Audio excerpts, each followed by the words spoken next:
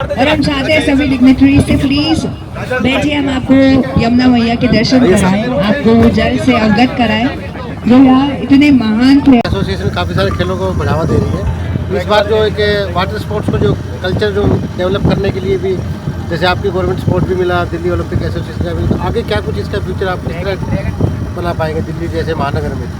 देखिए, जैसे आपने कहा कि दिल्ली ओलंपिक एसोसिएशन जो है वो सभी स्पोर्ट्स के साथ साथ वाटर स्पोर्ट्स को भी प्रोत्साहन दे रही है, और जिसकी वजह से ये इवेंट आज की डेट में यहाँ पे हो रहा है। तो मैं मानता हूँ कि दिल्ली ओलंपिक एसोसिएशन का बहुत बड़ा हाथ है ऐसे स्पोर्ट्स को डेवलप करने के लिए, क्योंकि मैं भी पहली बार इस स्पोर्ट्स में आज शिरकत कर रहा हूँ।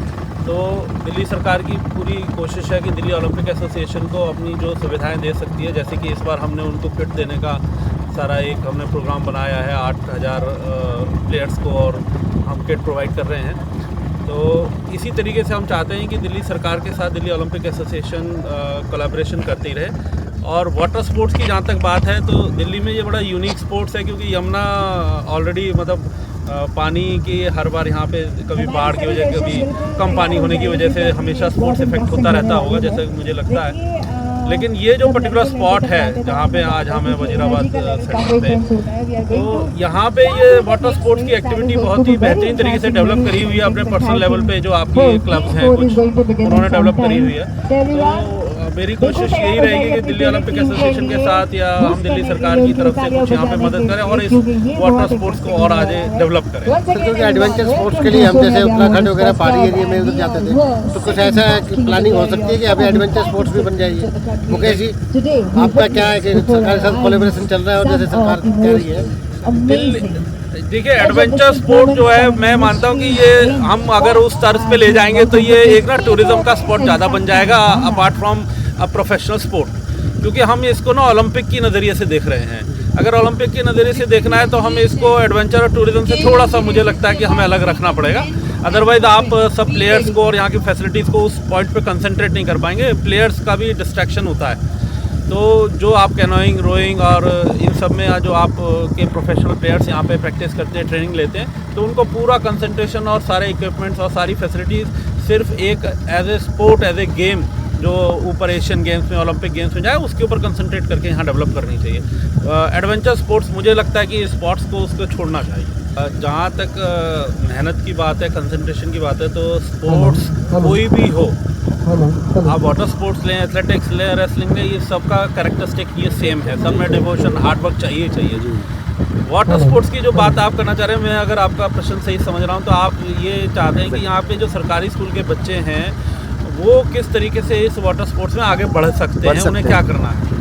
तो उसमें सबसे पहला स्टेप तो यही है कि इसकी जितनी ज़्यादा प्रोपगेशन, जितना ज़्यादा मैं कहूँगा एडवर्टीज़मेंट, जितनी ज़्यादा आप इस चीज़ को सब लोगों तक पहुँचाएंगे, स्पोर्ट्स की जानकारी को, तो उतना ही इस स्पोर्ट्स के बारे में बच्चे पार्टिसिपेशन शुरू करेंगे। अभी क्योंकि वाटर स्पोर्ट्स के बारे में मुझे जहाँ तक लगता है कि दिल्ली के सरकारी स्कूल हों या प्राइवेट स्कूल हों, उसमें जानकारी ही बहुत कम है कि यहाँ पे एक ऐसा आप लोगों ने सेंटर बना रखा है। तो और जो भी है वो सरकारी स्कूल के बच्चे यहाँ पे अभी इन्वॉल्व हैं। लेकिन जब ये सब लोगों के पास ये इन्फॉर्मेशन पहुँचेगी और उसमें सरकार का भी अपना सहयोग रहेगा, सरकार भी अपनी तरफ से एफर्ट्स करेगी कि सब स्कूलों तक और ये बात पहुँचाई जाए सब स्टूडेंट तक, तो ये वाटर स्पोर्ट्स उतना ही पनप कर ऊपर आएगा और हमें बहुत अच्छे प्लेयर्स मिलेंगे इसी तरीके से। बहुत अच्छा लग रहा है। सबसे बड़ी बात तो क्या है, आज हमारे अधिकारी दिल्ली सरकार से डीडी सर हमारे साथ बैठे हैं, जो बच्चों को आशीर्वाद देने के लिए आए हैं। ये बहुत बड़ी सौभाग्य की बात है।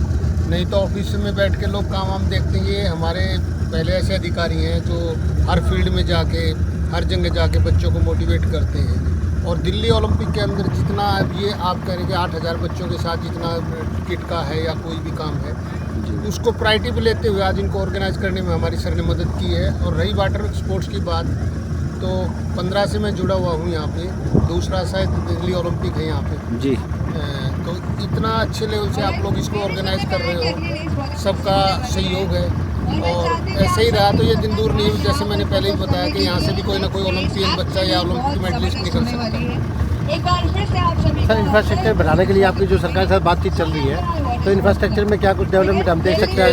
कभी भी कोई काम होता है तो दो काम से होता है। हम लोग तो अपने लेवल पर मेहनत कर ही रहे हैं और सरकार भी अपने लेवल पर मेहनत कर रही है। तो गवर्नमेंट ने कभी ये नहीं कहा कि हम आपको फैसिलिटीज़ नहीं देंगे। मैक्सिमम फैसिलिटीज़ आज दिल्ली सरकार के अंदर इतना इक्विपमेंट है बच्चों के पास और गेम के। वाटर स्पोर्ट्स की तो मैं बात नहीं करता कि आप एक इक्विपमेंट मांगते हो तो 10 इक्विपमेंट, तो वो दिन भी दूर नहीं है जब वाटर स्पोर्ट्स के लिए भी हमारे पास बोटें आएंगी और सारी चीज़ें होंगी। तो इस पे सर के साथ मिलकर संसाधन मुहैया कराने के लिए प्रयास रहेगा। हाँ, प्रयास रहेगा, बिल्कुल रहेगा। सर आप कोच भी हमारे साथ है, तो कोच साहब आप बताइए कि क्या कुछ आपके साथ टेक्निकल और ये। सबसे पहले तो मैं योगेश सर का धन्यवाद देना चाहूँगा और मुकेश सर का धन्यवाद देना चाहूँगा, जो कि सर को लेकर आए और सर के लिए हमने काफ़ी पहले से प्रयासरत थे कि सर आए इन चीज़ों को देखें। हालांकि एडवेंचर स्पोर्ट्स है, क्योंकि बच्चे इसमें खेलते हैं वाटर स्पोर्ट्स को, तो एक जो जज्बा है इन प्लेयर्स का आगे बढ़ने का, ये ज़्यादा बढ़ जाता है। क्योंकि इन लहरों को क्रॉस करते हुए इन्हें आड़ के बाहर आते हैं, फिर जीवन में आगे कैसे बढ़ा जाए, कठिनाइयों से कैसे निकला जाए, इस चीज़ को बढ़ाने के लिए इस स्पोर्ट्स से बेहतर और भी स्पोर्ट्स हो सकते हैं, लेकिन ये एडवेंचर स्पोर्ट बहुत ज़्यादा हेल्पफुल होता है। योगेश सर ने हमें पहले भी बताया था कि किस तरीके से काम कर सकते हैं। सर को सारी जानकारियाँ दी गई थी, वाटर स्पोर्ट्स को कैसे बढ़ाया जा सकता है, सर ने हमें बताया। सर ने ही हमें गाइड किया कि ये ज़मीन डीडीए के अंदर है और आप डीडीए अधिकारियों से मिलकर इस चीज़ को हम सॉल्व कर सकते हैं। सर ने इक्विपमेंट्स की हमसे लिस्ट ले चुके हैं। सर ने आगे क्या क्या हम इसमें आगे संभावनाएं देख रहे हैं, और सर ने खुद ही बताया कि ओलंपिक की संभावनाएं सर देख रहे हैं। और इतने बड़े लेवल पे अगर बच्चे तैयार हो रहे हैं और बड़े लेवल पर होगा, क्योंकि कई हज़ार स्कूल्स, गवर्नमेंट स्कूल और प्राइवेट स्कूल दिल्ली में चल रहे हैं। सभी बच्चों को अगर हम लाएंगे, कराएंगे, रोइंग, कैकिंग, कैनोइंग और ड्रैगन बोट जैसा कि तीसरा इवेंट भी जुड़ा है, ये तीनों ही event world championship, Asian championship, Asian games और जो हमारे ओलंपिक गेम्स हैं, इनमें हमें मेडल दिलाएंगे। हमारे साथ DSKCA के चेयरमैन त्रिलोचन जी है। सर आप यमुना से जुड़े हुए हैं लगातार, नमामि यमुना फाउंडेशन के द्वारा यमुना को लेके साफ़ सफाई और उसके उत्थान के लिए काफ़ी आप लगातार प्रयासरत भी हैं। क्या कहना चाहेंगे सर आज यमुना नदी में आप? दिल्ली में ना ये एक्चुअली में है, तो वैसे तो ओलंपिक गेम है, ये ओलंपिक स्पोर्ट्स है ये कायाकिंग एंड कैनोइंग जो है, लेकिन दिल्ली वाले लोगों को इनके इसके बारे में ज़्यादा कुछ पता नहीं है। हम तो जमुना जी के किनारे हैं, क्योंकि पहले आज से 20 साल पहले, 15 साल पहले हम देखते थे कि BSF के जवान यहाँ पे आके प्रैक्टिस करते थे, बहुत अच्छा लगता था।